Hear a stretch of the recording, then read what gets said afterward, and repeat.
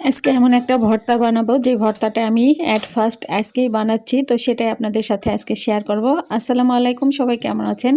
আশা করছি সবাই খুব ভালো আছেন। আমিও আলহামদুলিল্লাহ ভালো আছি। তো আজকে ভর্তা রেসিপি করার জন্য প্রথমেই আমি এখানে প্যানে শুকনো মরিচ ভেজে নিচ্ছি, আর আগে সামান্য সরিষার তেল দিয়েছি। সরিষার তেল দিয়ে আমি মরিচগুলো ভালোভাবে ভেজে নিব। লো হিটে আমি অনেকক্ষণ ধরে মরিচগুলো খুব ভালোভাবে ভেজে তুলে নিচ্ছি। আর এখন এ পর্যায়ে আমি পেঁয়াজ কুচি, রসুন কুচি আর দিয়ে দিব কাঁচামরিচ। সবগুলো দিয়ে খুব ভালোভাবে ভেজে নিব। এমনভাবে ভাজতে হবে যেন মরিচ, পেঁয়াজ, রসুন সবগুলোই খুব সুন্দরভাবে ভাজা হয়ে যায়, আবার বেশি লাল লালও হয় না যেন, সেদিকে খেয়াল রাখতে হবে। আর এই সবগুলো ভাজার সময় চুলাটা একেবারে লো হিটে করে রাখলে যেমন ইচ্ছে ঠিক সেরকম ভাবেই ভেজে নেওয়া যাবে। পোড়া পোড়া ভাব আসবে না, দেখতে অনেক ভালো লাগবে আর ভর্তার স্বাদটা অনেক বেশি ভালো হবে। তো সেই জন্য আমি লো হিটে বেশ কিছুক্ষণ ধরে নেড়ে চেড়ে এগুলোকে ভেজে নিব। আর দেখতেই পেলেন আমি আবারও একটু সরিষার তেল দিয়ে নিলাম।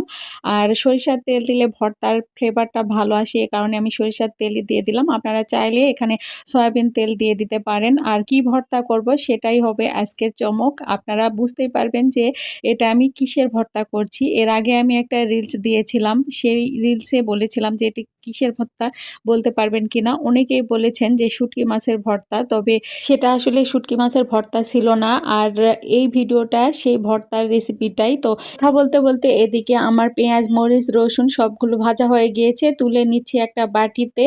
আর এরপর আবারও সরিষার তেল দিয়ে সেই সিক্রেট স্পেশাল ভর্তার উপকরণটা দিয়ে ভেজে নিব। ভিডিওটি দেখতে থাকুন। এখন আমি আবারও সরিষার তেল দিয়ে দিচ্ছি।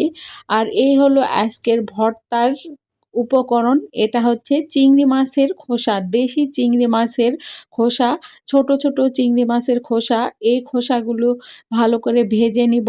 আপনারা এই ভর্তাটা খেয়েছেন কিনা জানি না, তবে আমার মনে হয় অনেকেই খেয়েছেন। আর আমি ছোটবেলায় একবার খেয়েছিলাম, আজকে হঠাৎ করে মনে হলো যে এই চিংড়ি মাছের খোসাগুলো দিয়ে আমি ভর্তা করব। তো যেই ভাবা সেই কাজ, আমি এই তো আধা কেজির মতো ছোট চিংড়ি মাছের খোসা ছাড়িয়ে নিয়েছি আর এগুলো দিয়ে ভর্তা করতে চলে এসেছি। চুলা লো হিটেই করে দেয়া আছে, লো হিটেই কিন্তু এগুলোকে আমি ভেজে নিব যতক্ষণ পর্যন্ত শনশন একটা শব্দ আসেনি, ঠিক ততক্ষণ পর্যন্ত। আর এই খোসাগুলো ভাজার সময় আপনারা একটু হলুদ গুঁড়ো দিতে পারেন, আমার আসলে খেয়াল ছিল না। আর না দিলেও কোনো সমস্যা নেই, সেটাতেও কিন্তু খুব সুন্দর একটা কালার আসবে। তো যাই হোক, এখন এগুলো কিন্তু ভাজা হয়ে গিয়েছে, আমি তুলে নিয়ে ব্লেন্ড করব, তারপর ফিরে আসছি। তো এই তো ভর্তাটা ব্লেন্ড করে নেওয়ার পর এই যে ফাইনাল লুক। ট্রাস্ট মি, ভর্তাটা এতটা মজাদার হয়েছিল, আপনারা যদি বাসায় ট্রাই করেন তাহলে বুঝতে পারবেন যে এটা কতটা মজার। গরম ভাতের সাথে এরকম একটা ভর্তা থাকলে আমার আর কিছুই লাগে না। আজকের এই ভর্তার রেসিপিটা আপনাদের কাছে কেমন লেগেছে অবশ্যই কমেন্ট করে জানাবেন।